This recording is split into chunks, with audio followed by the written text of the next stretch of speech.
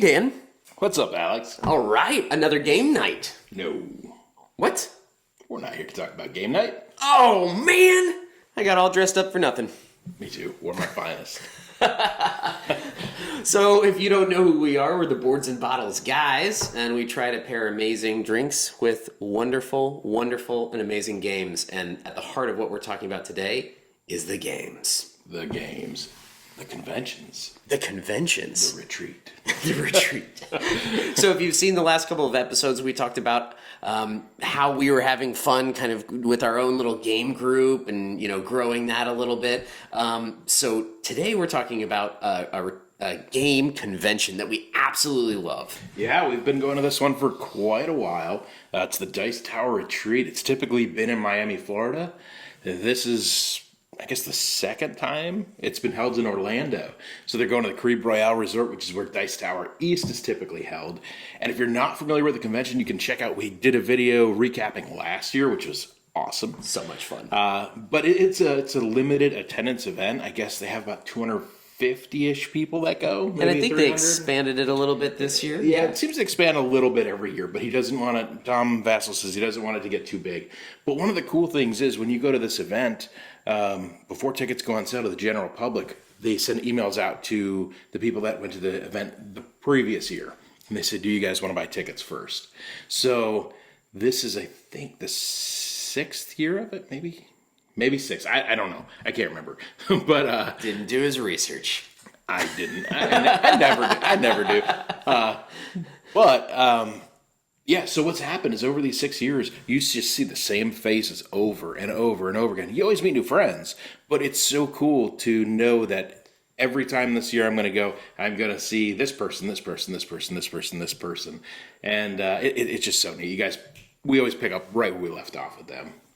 And you start learning what games people like, and you hear about new games, and that's my favorite thing about this event, beyond the people, is that collection. Definitely. Oh my gosh, the time they spend to cultivate and cull that collection. So it always has new games. And this comes out, the retreat comes just weeks after Gen Con. Yeah. So there's always something new and exciting in their list, and they have one of their whole shelves, if not two sometimes, filled with brand new games. We're all just dying to play. Definitely. And sometimes you get some designers in there that are saying, this one just needs a couple more playthroughs. You guys mind sitting down and taking a look at it? And that's just so cool. So we always go into this, Dan and I, and we now have friends coming with us. My wife's coming. There's a lot of excitement to it. Yeah. But it's fun gaming and playing with others, even if you bring your own little group. But Dan and I now have started making our top 30 list. And we're not going to bore you with our top 30 list. However, we are going to not bore you, but entertain you with our top 5 list of games we each are excited to play. They're going to say top 200. No. Top 5 games that we're most excited about. Yeah, so we each have a top 5 list. Yeah, so why don't I start us off, Dan? Let's go. All right. So my number 5 that I'm excited to play is Donut Shop. I've never heard of it. You've never heard of Donut Shop? I have not. Tell me more. Super cool. It's a 2 to 4 player game. Plays super fast in 20 to 40 minutes. It's got on BGG a difficulty rating of 1.75. Okay. Brand new game out, 2024.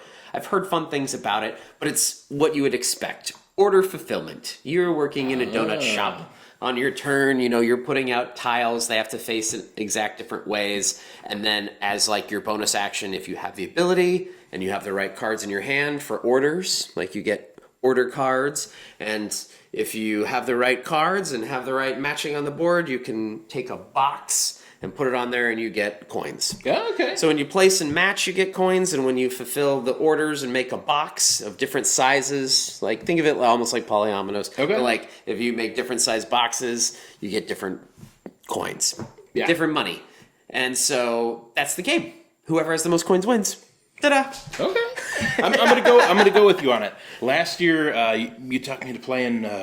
Gosh, what was it? Age of Dirt? No, there's a bunch of dice in the middle. You'd like take a knife. And Oh, like, diced veggies. Yeah. So that's what I'm kind of good for sometimes is Dan sometimes getting into the huge games and it's like, you have to play this with me. huge silly. Yes, No, forever. not silly. And so I try to think about some littler games, some what I call palate cleansers. So coming in at number 5 is Donut Shop. Can't wait to play it.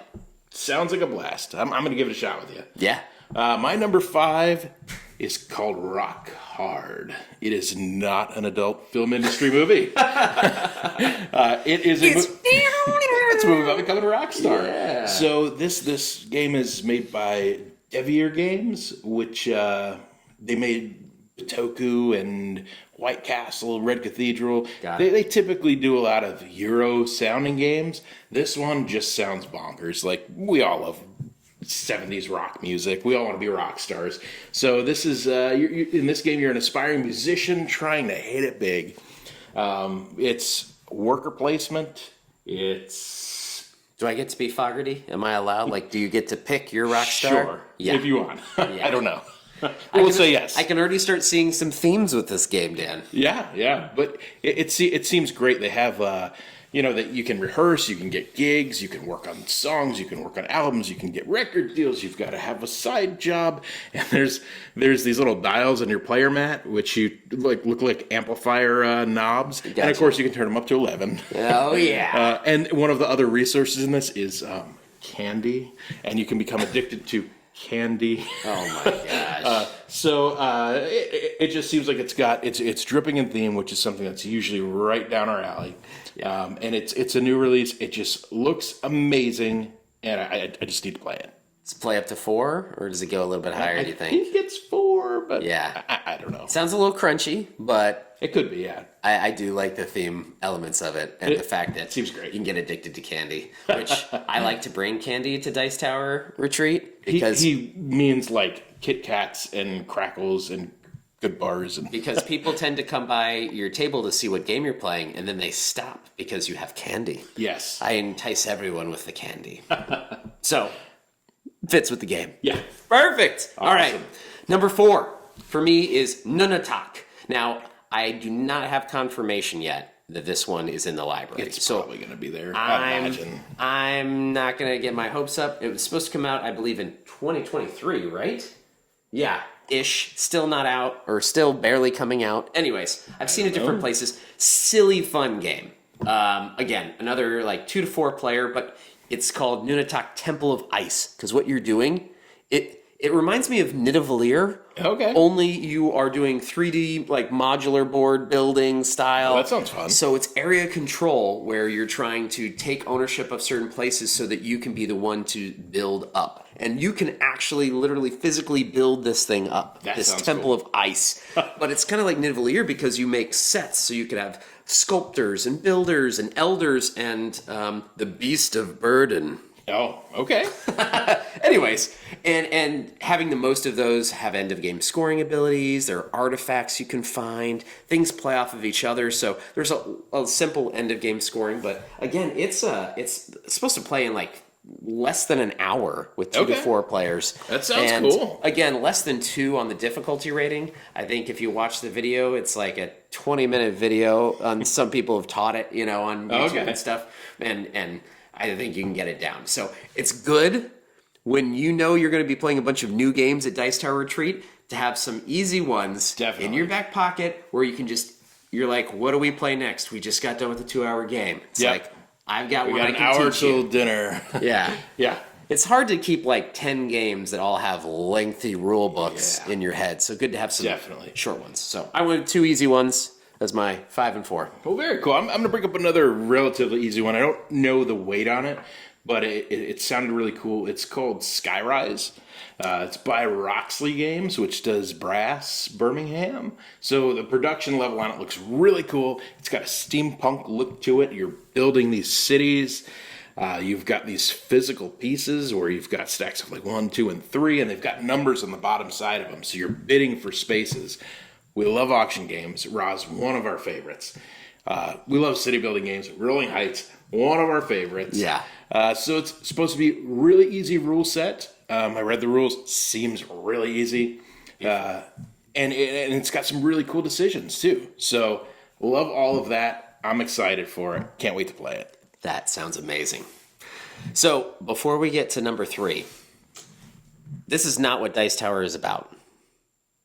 Drinking. Oh, yes. But it is fun to share. Sharing is caring. And so we always like to do events with others, right? When we go. Part of the fun is seeing everybody, gaming with everybody, but sometimes people go out to dinner together or drinks together. You know, after you've gamed hard all day, you drink responsibly. We know this. Definitely. So, we always bring some whiskeys every year. We do. And normally I don't unveil before the event, but I'm going to unveil one of the whiskeys I'm bringing right now, Ken. Wow. Okay. Are you ready? I'm ready. Okay, let's do it. I'm so excited for this. So I brought this Jura 14-year rye cask. What? I know, Jura. Look at that, American rye cask. White oak ex-bourbon hand-selected American rye. Wow. How cool is this? So we love Jura. Jura's amazing. We love bourbon. We like a lot of rye. So what I like about this and why I wanted to bring it specifically and get it specifically for the retreat is because Jura, right, this an island whiskey in the Highlands and the Isle of Jura, they created this edition specifically as an ode to the people. They said there are 212 residents. Everybody works so hard. This is a tight-knit community. And so we want to celebrate you with a special release just for you. And this is what we thought of. That is cool. So, it's people's whiskey. The people's whiskey. Scotch. Scotch. So, I couldn't think of anything better to bring to Dice Tower because it's all about the people, for me.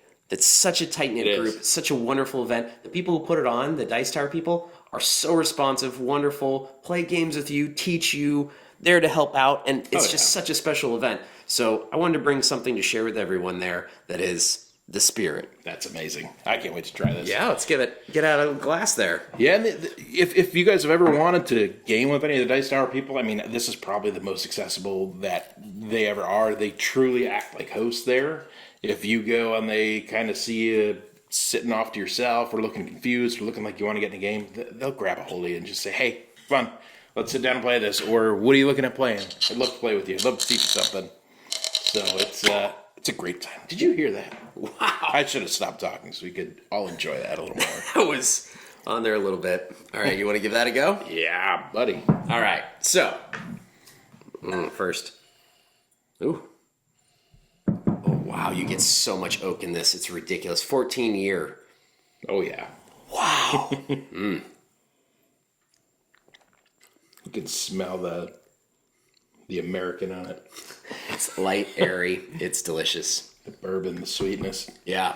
And I think it's 40%. Yeah, they just put it down 40. Oh, that's delicious. Oh, that's going to go down easy. I love that. And that's a nice one. 40, it's not like burner Right. gonna knock you over. You can be good to play the next day. All right. So number 3 for me. It's a bigger game, finally. Okay. Ooh, it's an age contrived. Okay. So have you heard anything about this one? Not much. I think I got a promo sitting in the house for it, but tell me more. So, from what I've read about it, what got me excited was, again, you're playing as a god, but you're trying to get your energy, like, onto the board. Okay. And, that's where, like, the people are. So there's so many things. You have, like, little cubes, different things you do with it.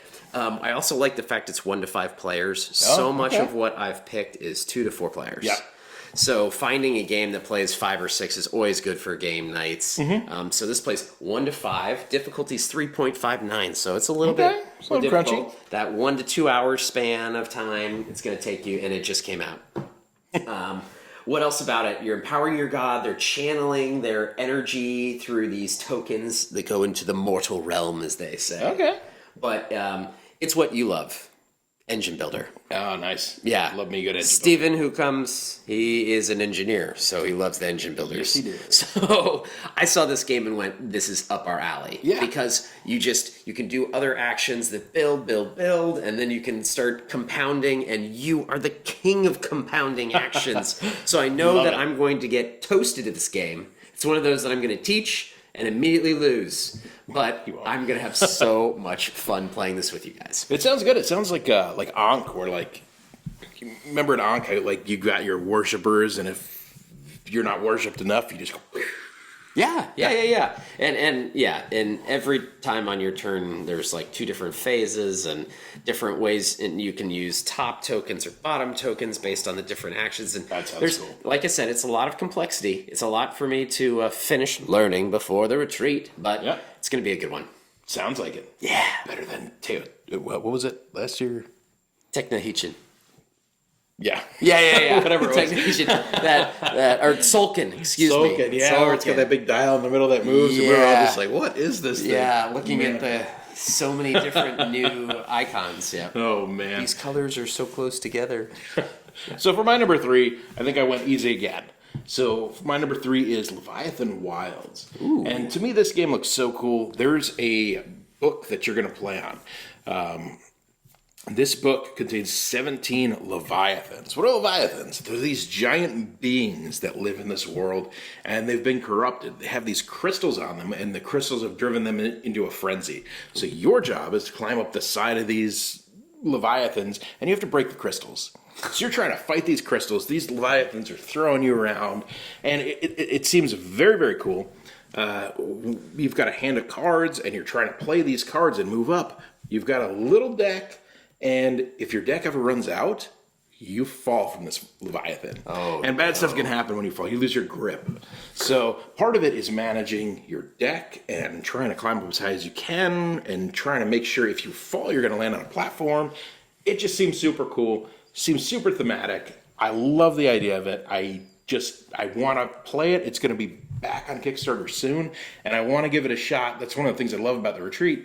So you can get your hands on these games, you can play them, and you can see if it's something you like and you actually want to back.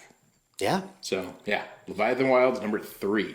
So we should talk about one of the fun events that I like. It's one of the last nights, and that's the game exchange. Oh, yeah. So if you bring, well, before you get there, there's always a virtual flea market that usually happens like on the Wednesday or maybe Thursday morning, I forget. But anyways, where you can, if there are games you're trying to maybe part with or exchange with somebody, you can put them out there, and there are hundreds of games in BGG that you can go in the list and kind of work through. So that's pretty fun. But no, at the end, Tom runs this amazing event, Game Exchange, where he essentially tells you you need to bring a game that you want to win. And so that's what I always do. I put a game or 2 that I really, really want in there, and then you put all your badges from the convention in, and they pull out in a random order, right? And you go up and you choose one game up there, right?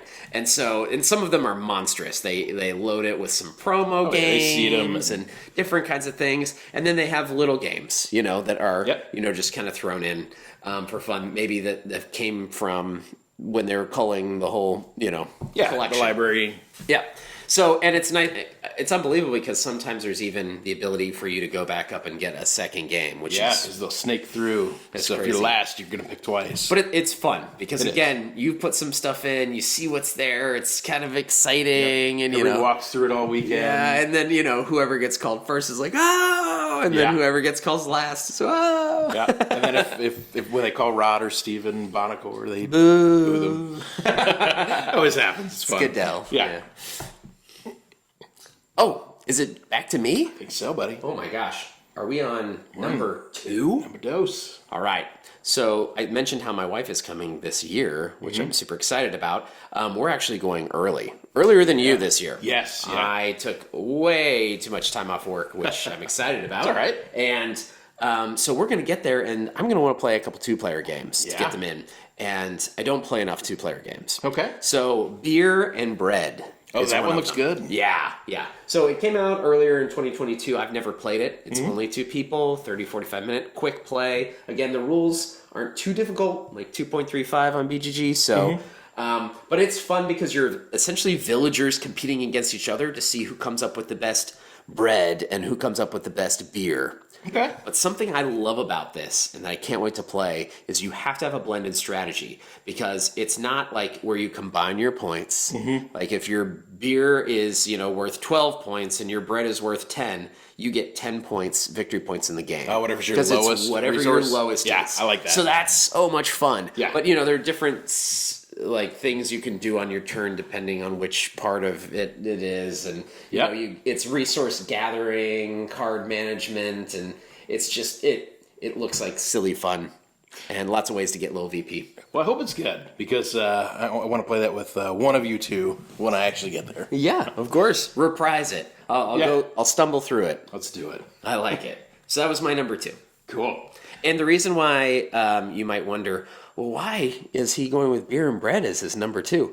Dan and I very rarely ever talk about what we each are bringing whenever it's like to a pairing or when we talk on these shows about games or different things. Right. Usually it's pretty spontaneous. It is. We did talk this time, and it's a good thing we did because I had 2 of Dan's games on my list, top 5. So Yeah. I did a little bit of shifting around. So. Yeah, we didn't want to talk about the same stuff for you guys. All right, so you're number 2. My number 2 is Comic Hunters. So Comic Hunters is a game that came out a couple years ago, but it came out in Brazil, I think. It was in Portuguese. It was a game where you're collecting comic books, and they leaned a lot into the Marvel comics, and I don't think they had the Marvel license. Yeah. So which means it didn't come over here. Since then, I think Spin Masters picked it up and Arcane Wonders, and they've made it, and it just released it. I don't know. I think it's a Barnes & Noble exclusive now. Oh. It's like $25 for the game. It's pretty cheap, but I want to try it first, right? Yeah. So I Try before you buy it. exactly. I typically like all things nerd. So like I like comics. Like I love superheroes. I love that kind of stuff. So this game has been so hard to track down for so long that I think it's kind of hyped itself up. And in my mind, it's one of the games that I'm like, oh, I wish I had this game. I wish I could get this game. It sells for like $200-300 until this game came out. So for me, I want to try it. I need to try it. It's made up of a bunch of different types of mini games. So you can go to your local comic shop and they have a mini game associated with that, where you're like drafting cards. You can go to, I know there's like an eBay auction and a flea market and a convention, and there's mini games associated with all this stuff. And you're trying to get like the most first appearances of a particular superhero. You're trying to get the most costume changes, the most supervillain battles. Like you're looking for these key issues to fluff out your collection, and it looks so cool. I have to try it. I've been wanting to play it for years. I probably should just go out and buy it. But I want to play it there first. That sounds like fun. Yeah, We'll it should be definitely cool. add it to the list. Yeah. All right. Another event that we like there happens every year is the Key Lime Pie Night. I love the key lime pie. Tell us about the Key Lime Pie Night. It's key lime pie. No. Not just any key lime pie. There's so many varieties. Tasty key lime Yeah, pies. Tom knows this lady over in Miami who makes the most ridiculous key lime pie. And they do it on Friday night, I think, is Yep. the plan. And everybody just kind of takes a break from gaming, gets in a big line, eats some key lime pie. It's fantastic. Everybody jokes in line, and there's lots of smack talk with everybody, and it's just cool. It's cool. It's an event that everybody looks forward to. And like we said when we were talking about how we were preparing for our own little mini cons, is that, it's good to have kind of events that take you out of gaming for a minute Yeah. and get you away from it. Definitely. And so this is one of those wonderful events that they put on, and it always is great. Yeah, you need to pick your head up from the game board, look around, talk to some other people. Yeah. Yeah, you got to do that. All right, so my number 1, my numero un game that I am super excited about hear it. is Carnegie. Oh, yes. So Carnegie's been out another game that's been out for over a year, but I've never gotten it to the table because Me neither. I don't own it. Yep. So the Brass Birmingham's out there, some of those crazy games I play, and I'm always meh about. Carnegie seems right up my alley. Yeah. It's very much what you would think of. Well, if you know anything about Andrew Carnegie's life and the fact that he was a Scottish American, love that. And the fact that he gave away 90% of his wealth to charities, foundations, Yeah. universities, opened up 1,700 plus libraries, free public libraries around. So very cool thing. But he built his steel business from nothing. Yep. And it's so cool because in this game, you are the manager of managers. You are like working your business up from HR to the top. And there are so many different actions. It's a little crunchy at 3.81 difficulty. It's all right, we can get through it. You know, an hour and a half to 2 hours to play. Again, that 1 to 4 players. But so many things that I love about this, the worker placement, just all of it, just building the industry, managing your resources well, and climbing to the top. And sign me up, Carnegie. It's a game I've been wanting to play for years and just never had the opportunity to, so count me in. We're playing it. Let's do it. In a week. So my number one is a game that we both talked about last year that we wanted to play it. It's Hegemony. Last year we kind of missed it. So Dan told me no. Let's just call it what it is. You told me no. So we made our list last year, and we had some crunchy stuff on there. We played Scarface 1920. Frankenstein. Yeah, Abomination. We played Chaos in the Old World. We played Feast for Odin. And these are games that, like, I mean, we have to learn these rules. We have to retain these rules. And I looked at Hegemony, and Hegemony is a 4.2 weight on BGG, so it's a crunchy game. The other part of it, and it's something that I struggle with as a game teacher, is when you have asymmetric powers where each person plays kind of their own game in a different way. Kind of like scores Root. different. Yeah, exactly. So like Root, Vast, any of those types of games. Merchant's Cove, they're hard to teach because people are going to have questions, and if you don't know these factions inside and out, you're going to struggle. So with Hegemony, I'm going to look and see the exact terminology. It's an asymmetric politico-economic card-driven game. That's a lot of words. So in this, you're going to play as one person's going to be the working class, one person's going to be the middle class. You've got the capitalist class, you've got the state, and everybody's going to be doing different stuff. Everybody's going to be scoring in different ways, but everybody needs the other class in order to get their engine going and score. So it's just so complex. It's everybody's got to take on that role and understand that role. So I think probably my strategy for doing it, unfortunately, I think we're going to have to like sit down and get together and be like, who are you going to be? Figure this role out before we get there. Yeah. Watch videos, read the rules ahead of time. It's going to be a beast. And last year I just did not have the mental capacity for that with all of those other games that we wanted to play. This was my other number one. Yeah. So it needs to get played. I'm super in this with Dan. Yeah. And the fact that it's an election year, don't bring that into the game, but have fun with it. It's a perfect time to play something like this because everybody's already feeling vibes of, that. So yeah, definitely. it's a fun way to play. Yeah, and if I think if the four of us that are coming from Sarasota, I think if we play together, we know enough that like nobody's going to get like politically mad at the other person. Yeah. So I'm excited for it. I think that we've got a bunch of light games on the list. Like we're gonna drive this one home. We're gonna play it. If any of you guys are there and want to learn it or supervise or tell us what we're doing, or come by for candy. Yeah, exactly. Please feel free to do so.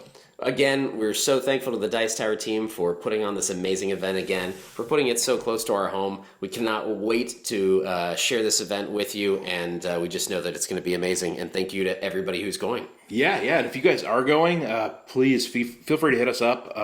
We've all got to eat, right? I mean, we love going out to dinner with friends. We love having drinks with friends after a rough day of gaming. We'll see at the Key Lime Pie Night, the board game raffle. And although this is a list of 5 relatively new games to us that we want to play, we're going to be revisiting a bunch of like classic games that we just absolutely love throughout the weekend. And there's a bunch that I'm so excited to play again. So it's going to be an awesome weekend. If you're not going this year, make sure next year when tickets go on sale, you get on them quick, and then you can join us, have fun with us. And it's going to be amazing. It's going to be such a good time. Cannot wait. Yeah. Only 1 week away. All right, Dan, what do we say? Game hard, drink responsibly. Cheers, everyone. See you at the retreat.